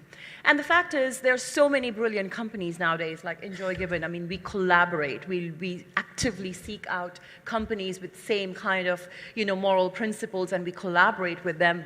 So that we grow with them. We recently did a generosity experience within our store with Enjoy Giving, and it was amazing how so many people took time off and come in and create upcycled gifts. And it was a priceless gift as well. So that was a really amazing experience. And loyalty, again, building loyalty. Yes, loyalty is an abstract thing, but it can be measured. And we did work with Mustafa as well, and we have a loyalty program called Karma Points in place. So every time customers come in, they earn good Karma Points, and that's amazing. So yeah, I think as an SME, the time is right for us, to try so many different interesting things to grow your brand, things that we didn't learn in school, in branding school, but it's really amazing. Thank you. I'm loving the idea of karma points. I hope I might get some if I actually get to the end of this session. Thank you very much. For me, I think we're kind of coming towards probably the close. I'm not sure if anybody else has got anything else to add. I'm aware that, that there was a point of view, absolutely. The DJ was going to have a view on... I must say something. Simon, can we have the DJ speak first? This is the first time you have kept the most popular RJ away from mic. For a change, we spoke and she listened to us. No, I was busy listening actually. So I'm going to come to the grouse part of it. We've heard from a lot of marketing people, and I'm sure a lot of marketing people are present here for retailers and brands and all other product categories. For the last 12 years, I've been doing radio here, which a big part of my job is selling brands, making people go buy those brands. So we have a lot of marketing people coming to us on a daily basis, and we design promotional campaigns for them. And I think marketing people in this part of the world are very conventional, archaic, traditional. And I'm sure you guys are not happy going by your faces, hearing that. People are making faces at me like that. Okay, but it's true, I'll tell you why. Because they come with one single agenda. We want to be different. Everybody wants to be different, but they don't want to do anything different. They want to do the same things and be different. So what do they want to do? We have a great sale. So make sure you take my brand name 5 times every sentence. I got to hear my brand name. Come on, people have to hear my tagline. And this is what we tell them. People have to experience your tagline, not hear your tagline. So they don't have to memorize your tagline. Let them experience it. So it's very, very difficult, I think, to convince marketing people out here to go out there and do something really different. Also, I think, over the years, this is my experience, that brands need to have an emotional connect with people using those brands. We need to make a place for those brands in our life. For example, if I can quickly quote an example of a brand doing that. So recently, we have a brand called Who Are We, and they came to us, and the right pronunciation actually is Huawei, but We all call it Huawei. Okay, so Huawei came to us and they have launched a brand new phone called the Mate S. Now the Mate S is all about the touch being the key word. And for a change, here is a brand that said, go ahead and bring some creativity, connect with the consumer. So we said, we can do whatever we like. Like, really, you don't want us to talk about megapixels and that memory and that battery life and that screen size and that made here, done there. They said, no, we want people to connect with this. So we designed a campaign for them where every single day on my radio show, what I'm doing is getting people back in touch with those people who they have lost touch with.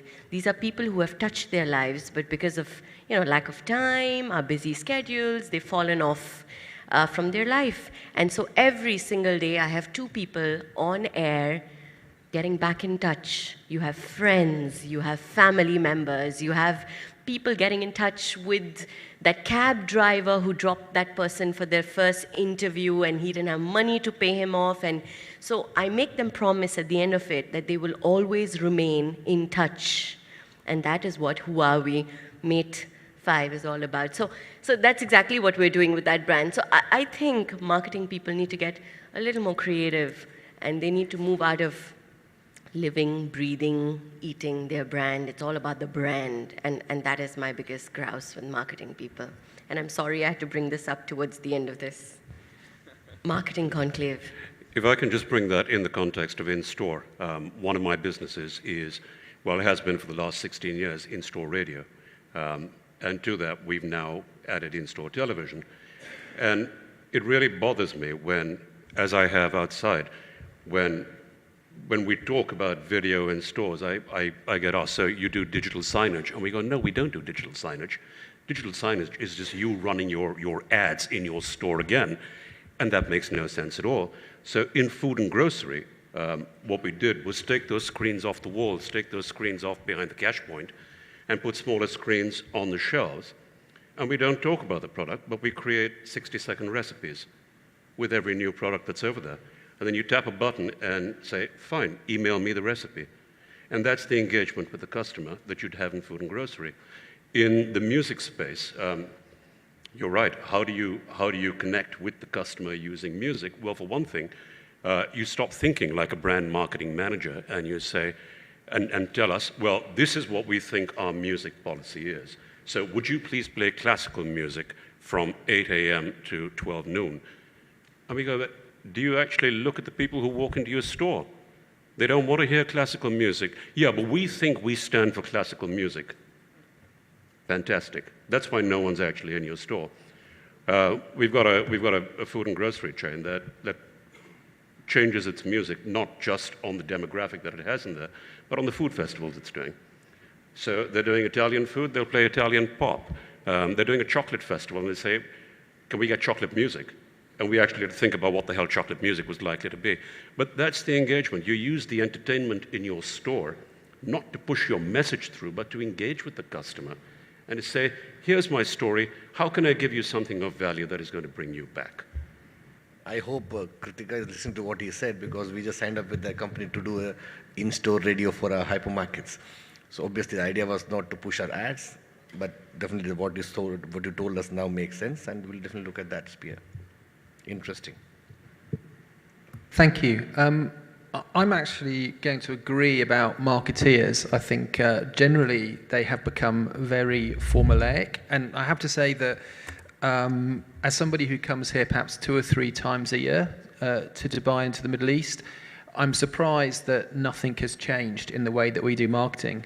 Though I'm delighted to hear that this man's business is making such an impact, and we've got new ideas coming through in terms of how we deliver value for people's values. And I think that thing is important, right? This session has been about customers. I've also heard the word consumers, I've heard the word shoppers. One of the things we have to remember is they are all people like us. All right, and actually, despite all of the ideas behind marketing, we've heard things like the 4 Ps, which is a question about how they are still relevant. And in fact, if you look at each of those Ps, just think about it. I mean, this year the Super Bowl was shoppable. That's the most famous advertising break in the world, yet it was shoppable. All right, It's a retail channel. Twitter's a retail channel.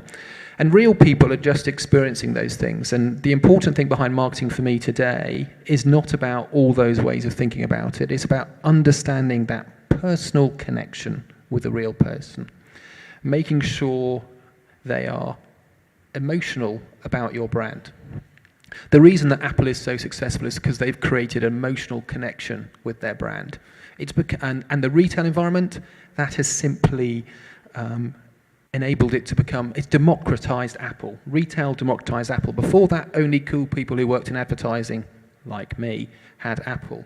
Now everybody has Apple because it's been democratized. Though I have to say my son now won't have the same phone as his grandmother, so they have got an issue coming with a younger generation. But that's the point. The reality now in today's marketing, which all of the retailers must think about, is that you need to have a product for people to buy, but more importantly, you have an idea for them to buy into. And that if you get that very simple thing right, all the things that you do around that will continue to work. I'm very aware that there's been a fantastic conversation with a gang of people around this U-shaped table, and there's a huge audience behind us who've been listening diligently, writing notes, or sending texts and checking Facebook. If there's anybody who would like to add a question to this esteemed group of people, I'd be really keen to offer them the microphone. That shocked everybody. There's a couple of halted tweets. Anybody have any questions? Yes, fantastic. Can we get a mic to this gentleman over here, please?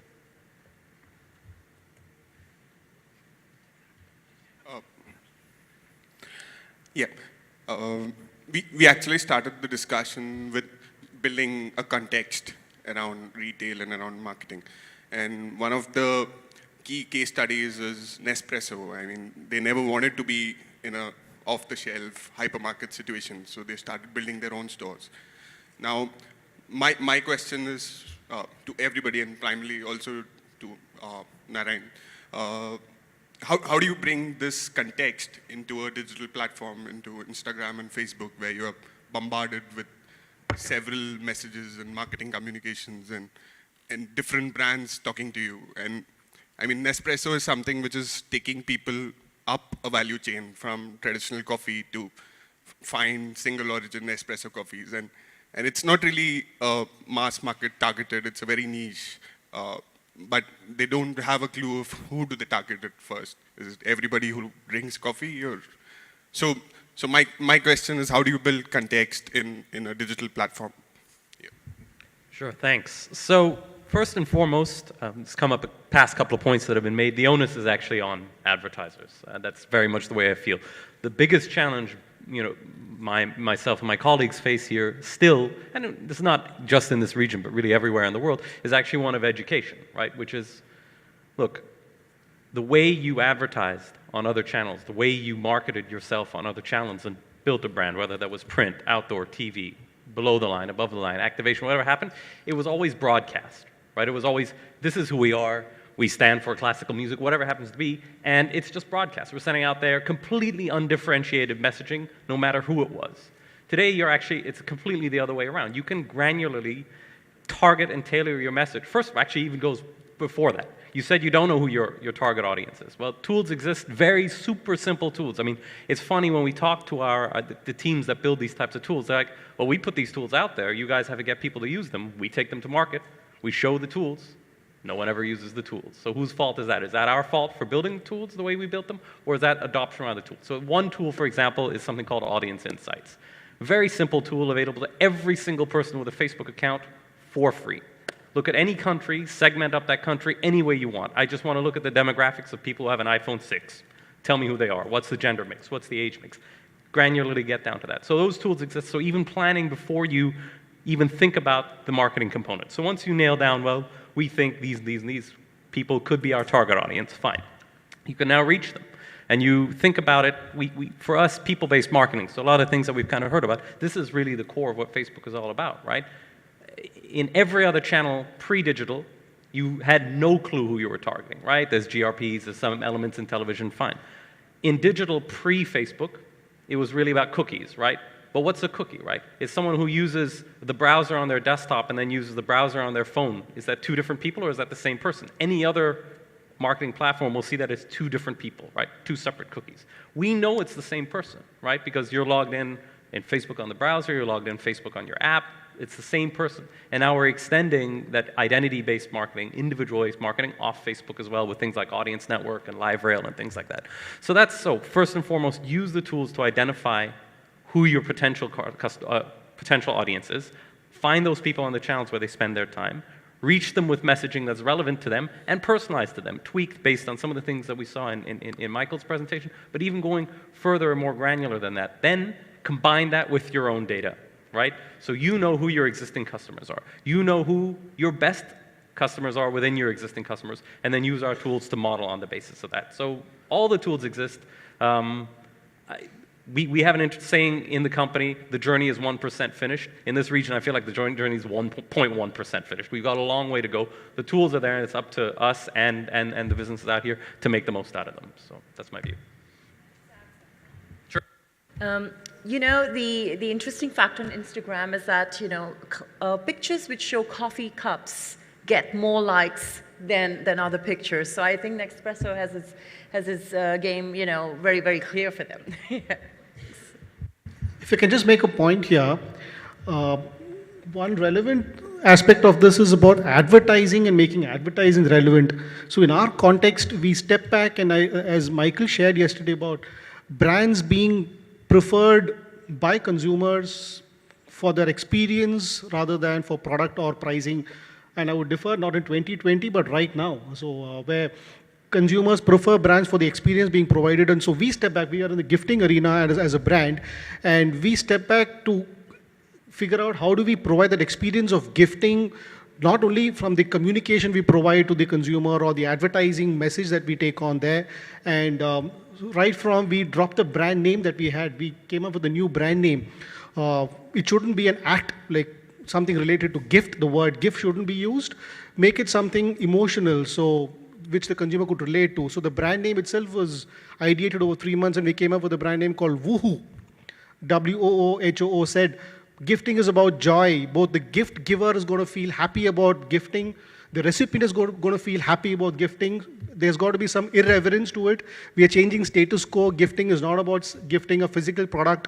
Can there be a digital experience to gifting that can be taken on? And even so, gifting, the feedback that consumers gave us was, it's not got to be seen as being gifted. I, as a gift giver, need to be seen as gifting it to the recipient. So the message should go directly from me as the sender to you as the recipient, rather than brand A or brand B sending that message. So when the delivery of the message happens, so be it through Facebook or be it through WhatsApp, it's the gift giver sending the message directly to the gift recipient. Say, I post it onto my friend's wall, rather than Amazon doing it, or for that matter, Nike sending a Nike experience from me, Pratap sending it to Nandakumar on Nandakumar's timeline on Facebook or on WhatsApp. So that's the personal aspect that in our context we've tried to address as such. I think this is all really interesting. The point about experiences is absolutely critical, and I think there's a lot of retailers, particularly in the world at the moment, who are merging people who've been responsible for marketing with the roles with people who are responsible for customer service and in-store experience. That's the increasing trend, because the promise that they have to deliver in their traditional broadcast media, which they're still doing, has to be reflected in the experience they create. And I think that we're starting to see a move towards the fact that people understand that perhaps the traditional broadcast media is over. I've seen some things like funnels and path to purchase today as well. It's interesting, and there's been debate around the relevance of those, even because the funnel was actually created before we even had television, and now we have Facebook, right? So things have become incredibly complex. The media channels we have are incredibly complex. So what are the behaviors that we now need to get and inspire people to deliver? I think they're pretty straightforward, and there are 3 of them. There are 3 behaviors that if you get people to do them, they will drive commercial success in your business. And they're searching, shopping, and sharing. If everything you do is focused around those 3 things, I'm pretty sure you'll get to a good success point. And making that personal will be even more powerful. Yeah, I just want to try to answer the question. Sorry. As I heard the question, it's not about gifting. I heard the word gift and gifting so many times, I already feel guilty for not having gifted more people gifts in the past month than I actually have.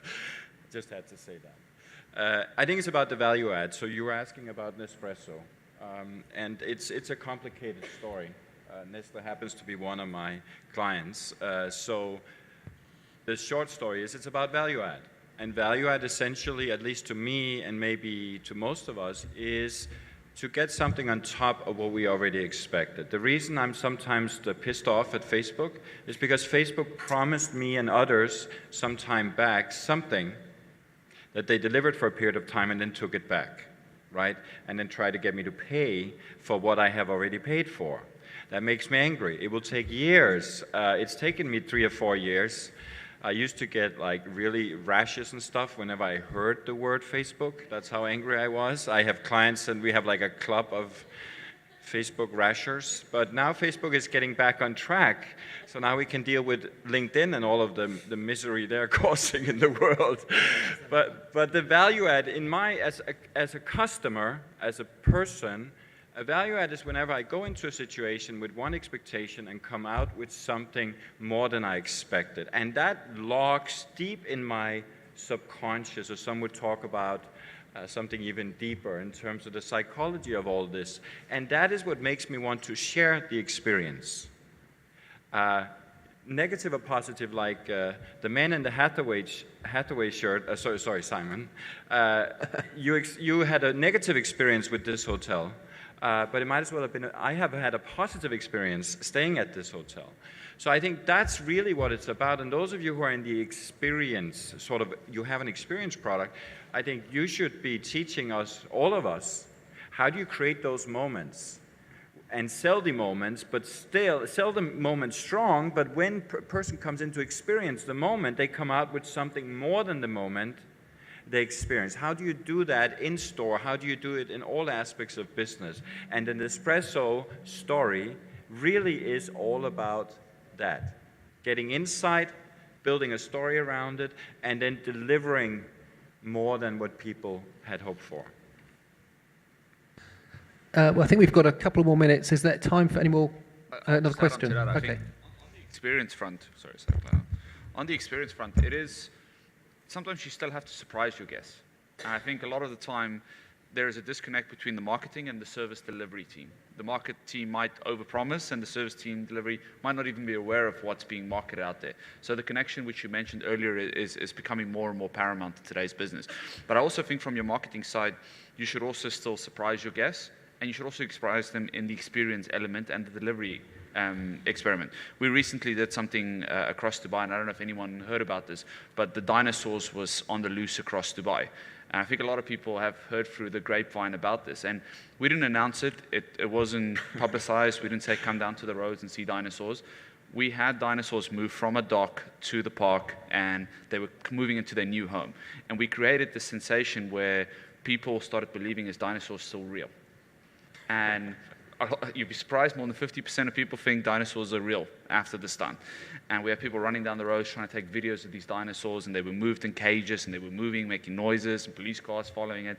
We excited people by not saying IMG Worlds of Adventure. We excited people by the product itself. And that is what's ultimately built a lot of engagement for us. And we pushed that through social afterwards, and we pushed that through other means. And it's absolutely skyrocketed, and it's created a sensation around the product itself. Instead of just saying, I'm Jewels of Adventure, I'm Jewels of Adventure, I'm Jewel, and I could have taken a billboard and put my logo on there. I could say it 10 times on a radio campaign.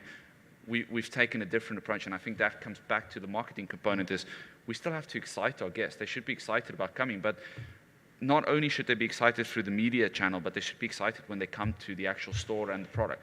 Don't let everything out of the bag.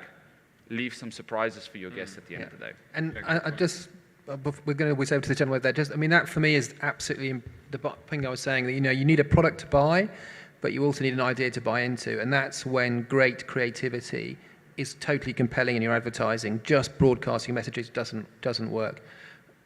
I just wanted to wrap it up by just saying the fact that with this kind of experience that we are looking to achieve at, you'd want to be in a situation where you want to see these three outcomes as an organization. Number one is the fact that even if you're going to be much more expensive than what you're charging them higher, you want your customers to continue being loyal to you. One. Two, you want to see that your customers actually advocating your product or advocating your brand to the others, so they become your brand ambassadors. And third aspect is when you make mistakes, because we are not going to be perfect. There is going to be an opportunity or a time when we're going to like probably fall below the expectations, yet the customer is going to like make sure that he forgives you, she forgives you, and comes back to your brand. And with that, you actually make sure that the loyalty is built on a long-term basis. Sir. Can we turn the mic on? Can we turn the mic on, please?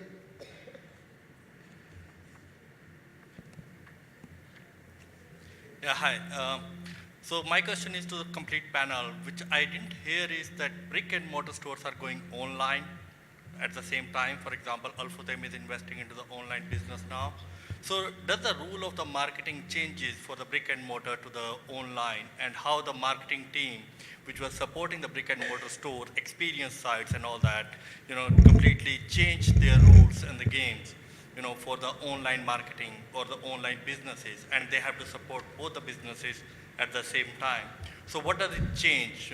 I would like to hear first of all from Michael, based on his 20 years of experience, how the things changes.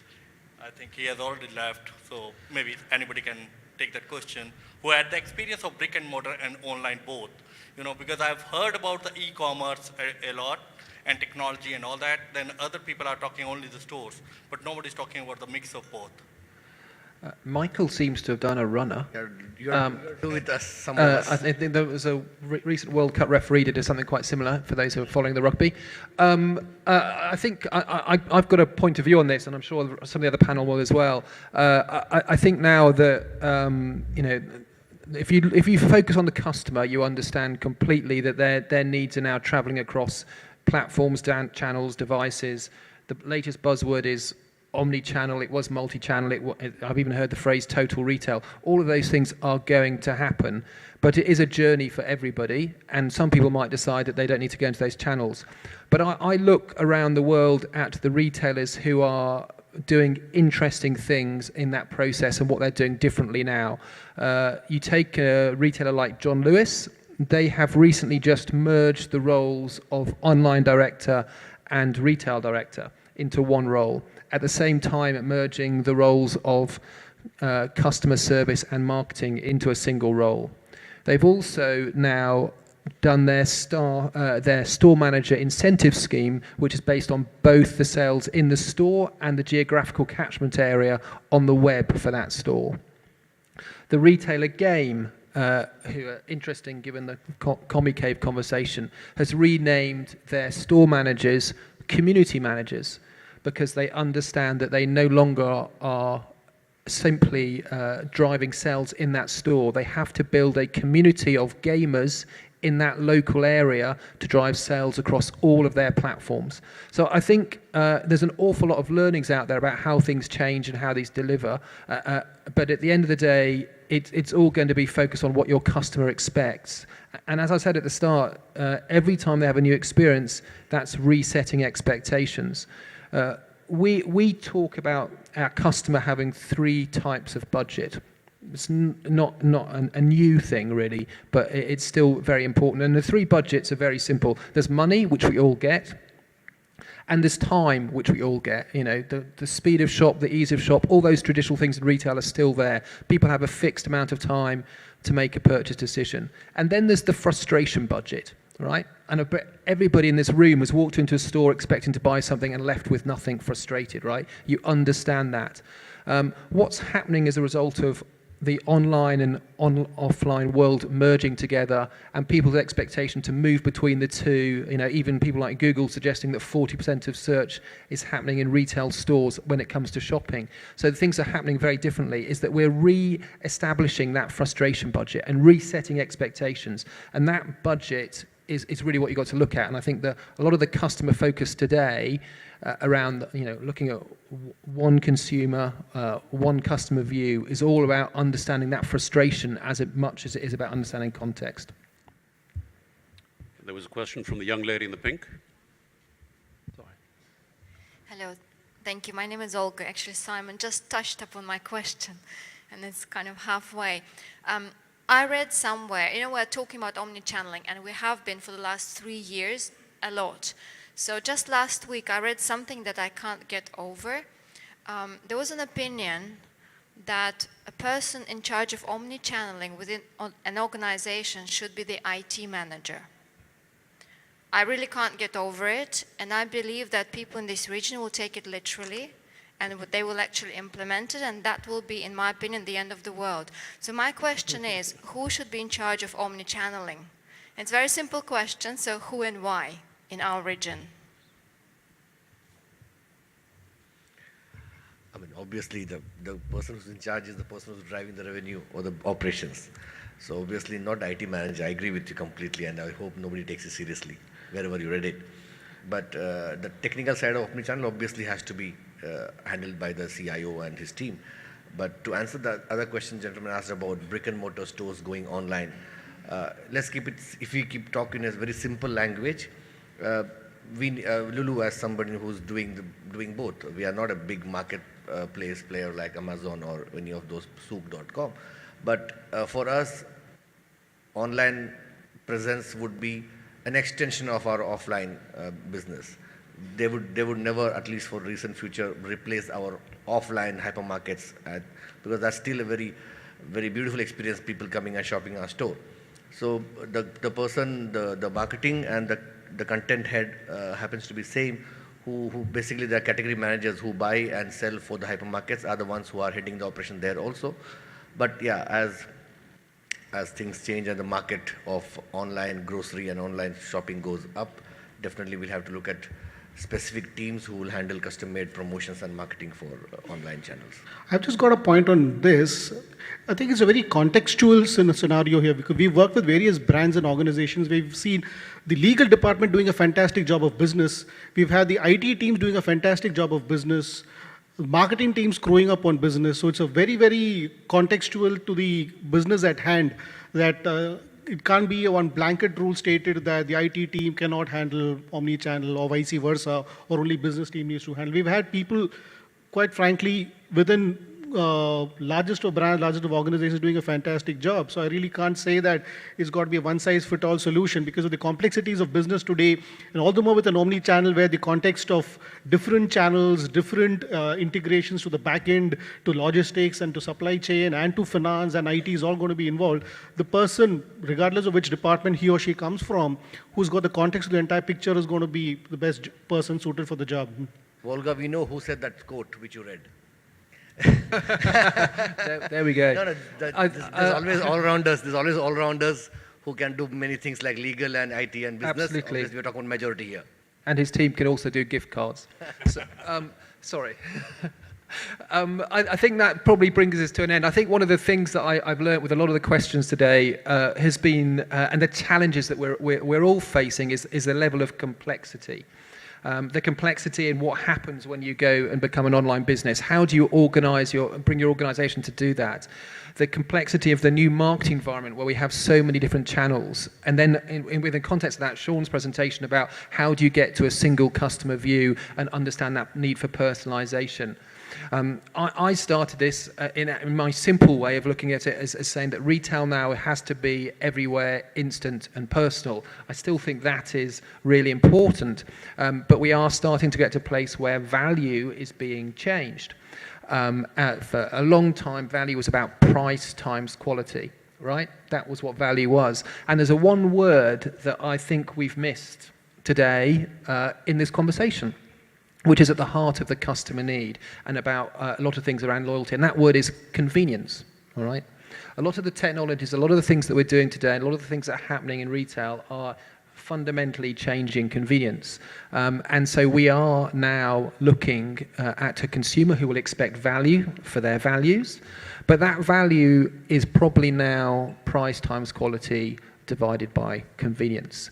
And a lot of the solutions that we look at are helping us to deliver in that area, but we still have to understand that whilst our world is very complex, everything the consumer needs is has to be simple. Has to be simple. And at the heart of that, as marketeers, we need to give them products to buy into, and more importantly, if we're going to be successful, ideas to buy. Okay, thank you. Thank you, Simon. Thank you, ladies and gentlemen. It's been a great panel. We're going to continue talking about just that experience that's coming up next, so don't go away. Stay right in your seats.